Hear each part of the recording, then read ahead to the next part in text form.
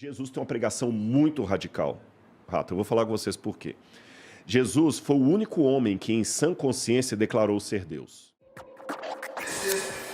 Como é que tu enxerga as pessoas que não têm essa mesma crença, essa mesma fé que você tem? Qual que é a tua... tu é esses cara que para e prega e tudo mais, ou você tem uma visão diferente de como isso aí funciona? Não, eu sou um cara que prega porque eu estou pregando aqui, de certa forma. Quando eu estou falando da minha fé, eu estou pregando. Só que existe a diferença. Deus pediu para eu ser diferente, não para eu ser chato. Pois é. Você entendeu? Tem uma diferença entre ser diferente e ser chato. Porque quando você é diferente, mas de um jeito legal, se ele chegou aqui, tem bebida ali, tem um barman, e você já falou assim, tem bebida não alcoólica, quer dizer, ficou registrado para você que eu não bebo. Mas não foi de um jeito enjoado. Se fosse de um jeito enjoado, você não me chamava aqui de novo. Verdade, não. Você tá entendendo? Tem nada a ver. E o maior BO que deu, Rato, da outra vez que eu vi aqui, foi que eu falei uma frase, cara, que deu um BO, porque eu falei o seguinte, o céu que eu acredito, eu abro espaço para encontrar um ateu ali. Pô, cara, mas teve uns crentes que me encheram para assim, pô, calma, porque tem que aceitar Jesus como salvador pessoal. Meu irmão, eu sei disso. Mas a questão que eu quero levar é o seguinte, quem me garante que aquele ateu é ateu porque ele realmente está rejeitando Deus ou ele está rejeitando a caricatura de Deus que eu apresentei para ele? É isso que eu ia te perguntar. Exatamente. Só tô escutando. Quem sou eu para julgar? Assim, é lógico, pela Bíblia, Jesus é o caminho, a verdade e a vida. Eu sei disso. Porque, tipo... Mas, pô, eu não posso julgar ninguém. Qual é a definição real do ateu? Por exemplo, ateu é aquele que não acredita em Jesus Cristo ou em alguma religião? Ou ateu é... Então, é interpretação. É interpretação. Eu vou falar, no meu caso, será que eu sou ateu? Tipo, não é porque eu não acredite na figura de Jesus Cristo, mas eu acredito que tem alguma coisa. Até se duvidar o ar que a gente respira... Valeu, viu? Aí, galera, ó, sem álcool, viu? Aí, ó. Pô, cadê o pessoal meu? não fala, porra, tem que falar do Flow e encheu a cara. Eu não ganhei a camisa da Insider. É que pra você tem que basicamente dizer pra ele o que você quer. Algo sem álcool. Ó, já converti um. Já converti um. Não, mas aí, não, cara, eu não bebo desde nunca. Eu acho que eu Aliás, nunca bebi. antes, só vou falar uma coisa. Tem uma frase do rabino Harold Kushner, que ele diz o seguinte, se um homem não sabe rir de uma boa piada, desconfie da religião dele. Desconfia. E quando ele não tem religião? Aí, meu né? irmão. Pior ainda. Mas pode continuar que eu te Mas interrompi. então, o meu raciocínio é, eu acredito que, tipo, até o ar que a gente respira pode ser Deus. Tem alguma coisa, entendeu? O panteísmo, por exemplo, vai para essa área.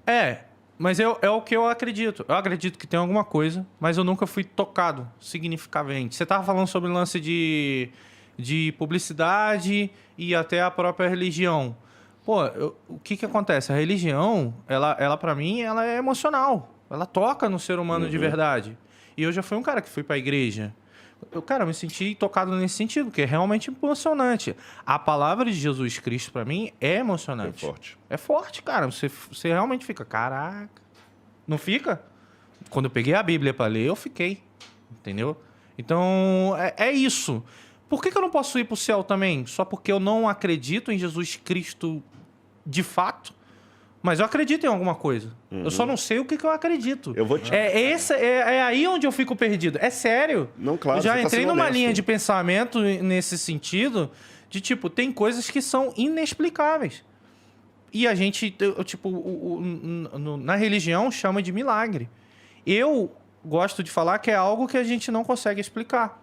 Que pode ser milagre. Pra mim, tanto faz, entendeu? Mas eu não consigo explicar. Eu não consigo explicar, às vezes, uma pessoa que está com câncer terminal, que começou a ir à igreja e foi curada daquele câncer. Eu, sinceramente, não consigo. Não consigo explicar. E nem a ciência consegue explicar. Mas a religião consegue explicar? Também não. Também não. Entendeu? Mas fala que foi obra de Deus. Sim. Aí a gente tem que tomar cuidado porque nos acusam de falar do Deus das lacunas. Quando não explica, fala que é Deus. Né? Mas, do outro lado, o cara, quando não explica, fala que não é Deus. Eu vou entrar nessa questão do Deus das lacunas e vou responder o seu ponto aí de se eu posso ir para o céu. Qual que é a acusação? Nós temos vários. David Hume acusava o cristianismo dessa questão do Deus das lacunas. Bertrand Russell, que foi um filósofo também ateu, antirreligioso, falava disso também. Fala de Deus das lacunas até para explicar o surgimento das religiões. Exatamente. Agora, só que a gente tem que entender uma coisa. Será que é Deus das lacunas? Vejam bem, essa bebida Chegou até aqui. Aliás, está muito gostosa, viu? A Laura que escolheu, viu? Olha lá, muito boa. Só que eu não sei o nome dele, do barman que fez. E vamos supor que ele não estivesse... Eu estou olhando ele aqui, o pessoal de casa não está vendo, ele está bem atrás da câmera ali. Mas se eu não estivesse vendo, a bebida chegou aqui, é uma questão de lógica, alguém fez. Alguém fez. Mesmo que eu saia daqui sem ver o cara, falo, pô, alguém fez essa bebida muito legal. Acreditar que essa bebida surgiu no passe de mágica, isso para mim que é ridículo, foge à regra. Aí, o que acontece? O ateu fala o seguinte, não, quando você não encontra uma causa para o surgimento dessa bebida, você fala que alguém fez. Esse alguém é alguém das lacunas. Não, não é alguém das lacunas, é alguém da lógica. Do nada, nada se faz. Então, quando eu falo assim, alguém fez essa bebida, eu estou apenas seguindo a lógica. Quando o outro, para negar a existência desse alguém, fala, não, essa bebida aqui foi o seguinte, houve uma tempestade de moléculas que se juntaram acidentalmente numa hipótese absurda, e aí montaram a bebida aqui geladinha do jeito que você quer. Pô, caramba, isso aí para mim que esse é que é o ateísmo das lacunas. Você é tão difícil acreditar que alguém fez isso aqui que o cara inventa uma causa para essa bebida muito mais complicada, chata e ilógica do que simplesmente falar, pô, um barman fez. Qual o problema? Mas você viu o barman? Não, não vi. Você sabe o nome dele? Não. Mas pela lógica, um barman fez, porque a bebida não se faz sozinha. O universo teve que ter alguém que fez. Mas aí é falta de conhecimento. Ó, o que acontece? Vamos voltar um pouquinho atrás. Antigamente, no surgimento da pólvora, ninguém sabia o que era pólvora. Uhum. Então, chamava aqueles de magos e bruxos que usavam a explosão das pólvora. No caso, se não me engano, era o povo chinês que descobriu a pólvora. Tô viajando aqui agora. Não, parece que sim. A informação que eu tenho são os chineses sim, mesmo. Mas, assim, o Oriente Médio não sabia o que era pólvora. Quando começou a surgir pólvora lá, todo mundo achava que aquilo ali era bruxaria, aquilo ali era alguma coisa. Por quê? Porque não sabia explicar. Vamos dizer que futuramente existe uma tecnologia que vai guardar um log e vai saber exatamente de onde veio cada coisa disso daqui. E quando eu falo cada coisa, é a água que fez o gelo, é uma matéria-prima do vidro, é a matéria-prima, de onde saiu isso daqui, qual árvore, quando é que ela nasceu, isso tudo. Então, é falta de conhecimento. A ignorância, às vezes, pode ser uma dádiva. Pô. A gente só tem que entender que tanto eu, quanto o Igor, quanto qualquer um aqui na sala, ainda é ignorante nesse sentido. Não, com certeza. Entendeu? Agora, a gente tem que tomar cuidado com uma coisa. Em primeiro lugar, quando você trabalha com método científico, tem o que é a hipótese de trabalho e o que é a especulação gratuita. Uhum. A hipótese de trabalho é a seguinte, pelas evidências que eu tenho hoje, dá para construir tal hipótese de trabalho. Tudo indica que. Então tem uma lógica. Eu não tenho a resposta final, mas tudo indica que. Né? É o caso, por exemplo, do presente que a gente ganhou aí dos chineses, né? Apesar de tudo que falam, são contra, outros são a favor, mas toda hipótese diz que o melhor, por enquanto, é a vacina. Verdade. Né? Pode ser que amanhã descubram que não tem nada a ver. Não, já está rolando aí um lance de uns remédios e tudo mais. Mas, por enquanto, o que tem é a vacina. É o que a gente tem. É o que a gente tem para trabalhar. E, gente, deixando claro que isso aqui é só um exemplo. O tema não é esse. Tá. Né? Não vamos tornar o exemplo o tema. Porque eu sei que eu falar isso é uma coisa, né? A pessoa ficou e aqui tem uma certa tendência para tornar o exemplo o tema. Exatamente. Então, o que acontece? Mas eu, para poder tirar essa hipótese e trabalhar com outra, eu tenho que ter evidências mais concretas. Até que essas apareçam, eu tenho que trabalhar com isso aqui. Então, até que surja alguma evidência mais forte que hoje não há, vida provém de vida. Até que exista uma evidência mais profunda que me faça mudar de conceito, até hoje eu acredito que do nada, nada se produz. Porque até hoje, é lógico, em termos hipotéticos, vamos pensar aí agora em ficção científica, né? Star Wars. Uhum. Eu posso criar um filme de Star Wars, mas não, vai que um dia os caras vão descobrir que as estrelas podem ser formadas num buraco negro. Pode ser que os caras possam conseguir sintetizar a matéria-prima da estrela. Pode ser, mas hoje tudo isso é ficção. Ficção. E até hoje, o que eu tenho de concreto? Do nada, nada se produz. Uhum. O que eu tenho de concreto? Até hoje, o universo teve um começo. Se o universo teve um começo e do nada, nada se produz, então tem que ter alguma coisa que gerou o universo. Porque para eu ficar insistindo que o universo começou sem ter alguém sem tempo que criou o universo, eu tenho o tempo, ele assim, na teoria do Big Bang, o tempo começa no Big Bang. No Big Bang, exatamente. Então esse ser, vou colocar a palavra ser, que formou o universo, ele tem que ser, em primeiro lugar, ou atemporal, ou ele tem que ter um tempo próprio dele, que não é esse tempo que nós conhecemos. Ele não pode ser, ele tem que ser onipresente, porque ele criou o espaço. Então ele existe antes do espaço, porque nem o espaço existia. Ele tem que ser inteligente e, quando se fala, proposital, porque as coisas foram criadas com inteligência, ordem e propósito. Você está entendendo? Olha, eu tenho líquido, tenho um rim aqui para filtrar. Ele tem que ter intencionalidade. Bom, existem teorias que, assim, eu não estou... Veja, não claro, não, a gente não pode discutir. Então, existem teorias que argumentam que todas essas... A perfeição que é, vamos lá, o corpo humano, o jeito que ele funciona redondinho, certinho, elas são fruto, na verdade, de tentativa e erro da natureza ao longo de, bilhões de anos, né? Então, assim, por exemplo, a origem da vida era, na verdade, uma célula que comeu a outra. Comeu não, uma célula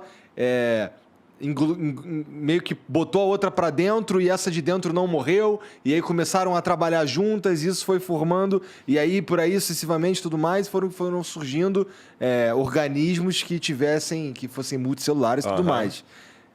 E é tanta combinação nisso tudo que dá a entender que foi uma cagada. Foi uma cagada muito absurda. Por isso que para mim é mais fácil acreditar em Deus. Porque é a mesma questão de tentativa e erro. Se eu tiver aqui uma bolinha, tá bom? Eu tenho uma bolinha. Aliás, eu vou até falar vou dar uma posição matemática para você.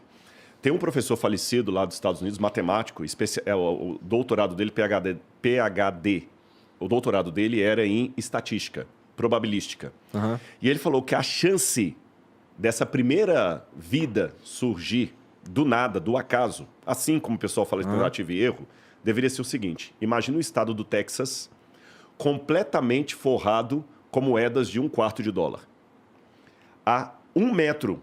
Imagina então o tamanho do estado do Texas, que é grande, com 1 metro de moedas de $0,25. Uhum. Imagina quantos bilhões de moedas você não teria ali. E no meio dessas moedas, você tem uma única moeda com um X vermelho. Aí você passa de avião no estado do Texas e, aleatoriamente, você cai de paraquedas em qualquer canto, enfia a mão nas moedas e tira uma. Se você tirar aquela com o X, todas as outras serão suas. Essa é a... Isso pode ser considerado um milagre? Para mim é. Porque é mais fácil... Concordo com você. Quantas vezes o camarada vai ficar... E com agravante. E com agravante. Essas tentativas e erros da vida aí tinham que ser uma vez só. Bom, porque se a vida tenta...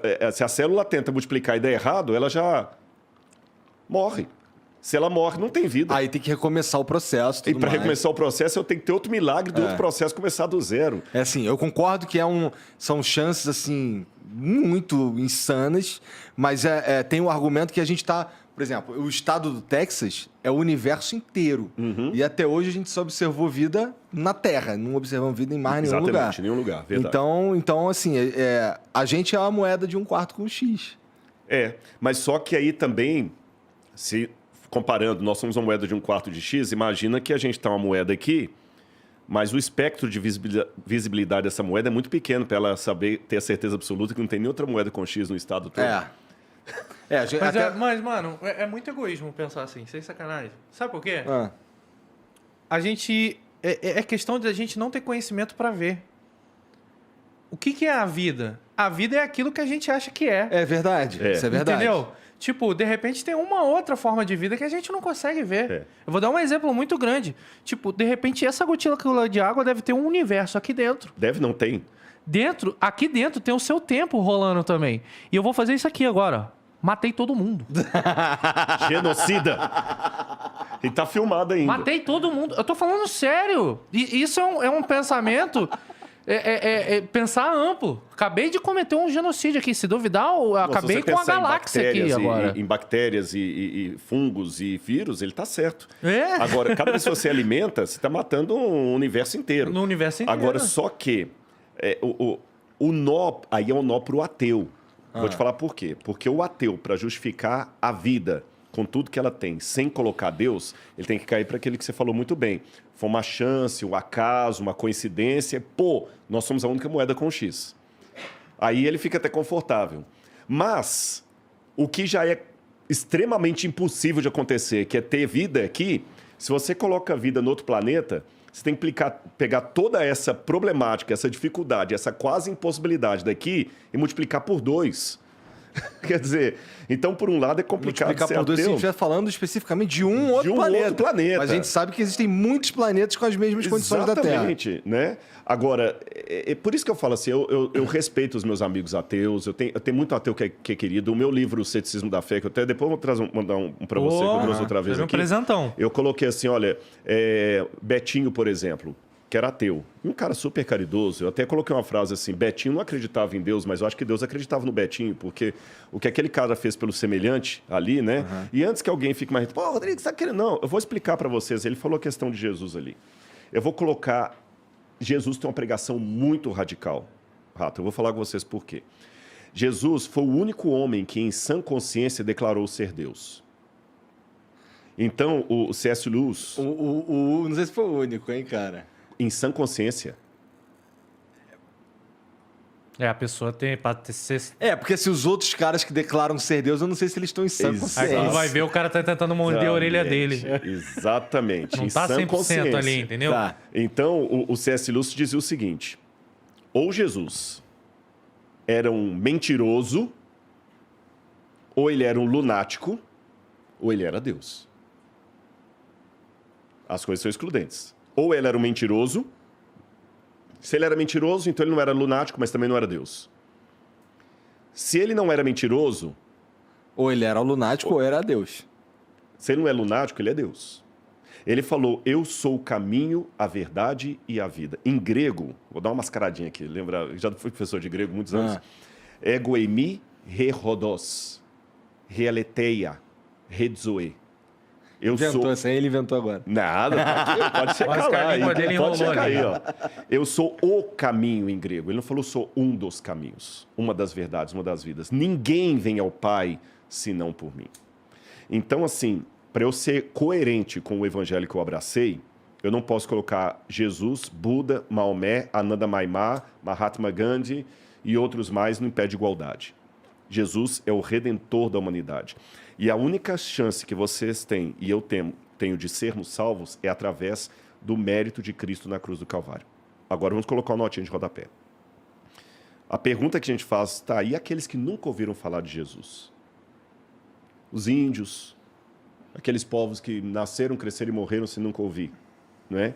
Aí que entra a minha frase, que causou tanta comoção do outro lado, que eu falo que eu estou esperando até encontrar um ateu no céu. É porque muita gente... Deus vai julgar as pessoas pelo grau da verdade que chegou ao coração dele. E esse chegou ao coração dele, vale para você, vale para o outro. Como eu falei, quem me garante que às vezes, não estou julgando, você nunca mais pisou numa igreja por causa de uma coisa lá que te magoou? Você está entendendo? Às vezes, assim, a minha vida é a única Bíblia que muita gente está lendo lá fora. Então eu digo assim, mesmo aquele que é salvo sem conhecer Jesus, ele foi salvo por Jesus. Você entendeu? É radical a coisa, é radical. E aí vem uma frase do C.S. Lewis, que ele era um intelectual, o autor das Crônicas de Nárnia, que ele falava assim, olha, você pode até rejeitar Jesus, você pode até cuspir nele, mas não adianta pegar o que ele falou, achar bonitinho e negar quem ele disse que era.